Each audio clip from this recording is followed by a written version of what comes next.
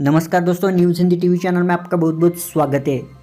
प्राकृतिक अजूबा या आपदा। क्रोएशिया के दो गांवों में 100 बड़े सिंकहोल बन गए।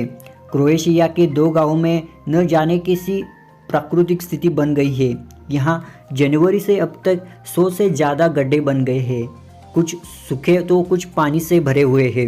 इनमें से करीब आधे तो पिछले एक महीने में ज़मीन से निकले हैं। खेतों में, रास्तों पर, घरों के दलानों में ये कभी भी बन जा रहे हैं। इसके क्रोएशिया के वैज्ञानिक हैरान हो गए हैं और परेशान भी है। उन्हें समझ में ये नहीं आ रहा है कि क्या ये दोनों गांव ज़मीन में धंसने वाले हैं या फिर ये कोई प्राकृतिक अजूबा है।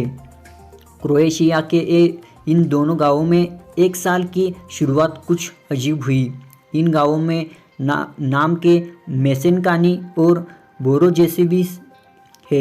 यहाँ पर 9 साल से ही ज़मीन में अजीबोगरीब हलचल हो रही है। मेसेनकाली में अचानक एक बड़ा सिंकहोल बन गया है। सिंकहोल यानी ज़मीन में अचानक एक गड्ढा बन गया।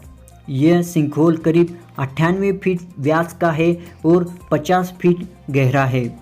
मेसेनकानी क्रोएशिया की राजधानी ज़ग्रेब से करीब 40 किलोमीटर दूर है। इसके पास में ही बोरो जेसीवी गांव भी है। धीरे धीरे हफ्ते दर हफ्ते इस गांव में सिंकहोल की संख्या बढ़ती नजर आ रही है। बोरो जेवीसी में भी गड्ढे दिखने लगे हैं।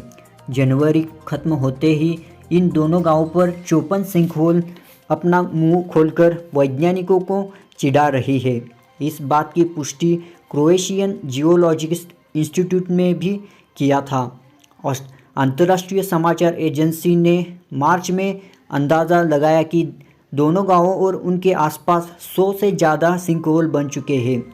कई तो खेतों में उग रहे हैं, लेकिन कुछ लोगों के घरों के आंगन में आप भी फिर घर के पीछे की दरवाजे के नीचे भी उग रहे हैं, जो कि इन दो गांवों में रहने वाले लोगों के खिलाफ खतरनाक है।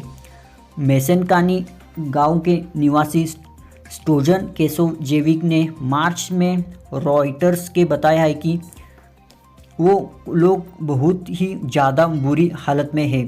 स्टोजन ने कहा कि हमारे चारों तरफ सिंकहोल बन चुके हैं। ये किसी भी दिन हमें निगल सकते हैं। हो सकता है कि हमें कुछ दिनों में मजबूरन यह जगह छोड़ने पड़े। ये गड्ढे बेहद खतरनाक है क्योंकि ये अचानक से बन गए हैं और उनमें पानी भर जाता है। खुशी की बात यह है कि वैज्ञानिकों ने इस भूगर्भीय रहस्य का लगभग खुलासा कर लिया है। वैज्ञानिकों का मानना यह है कि इसका सीधा संबंध क्रोएशिया में दिसंबर 2020 में आए भूकंप से है। ये भूकंप 6.4 तीव्रता का था, जिसकी वजह से मध्य क्रोएशिया में करीब 7 लोगों की मौत हो गई थी। 2 दर्जन से ज़्यादा लोग घायल हुए थे। इसके झटने पूरे क्रोएशिया और पड़ोसी मुल्क बैक्सिना और सर्बिया में भी महसूस किए गए थे।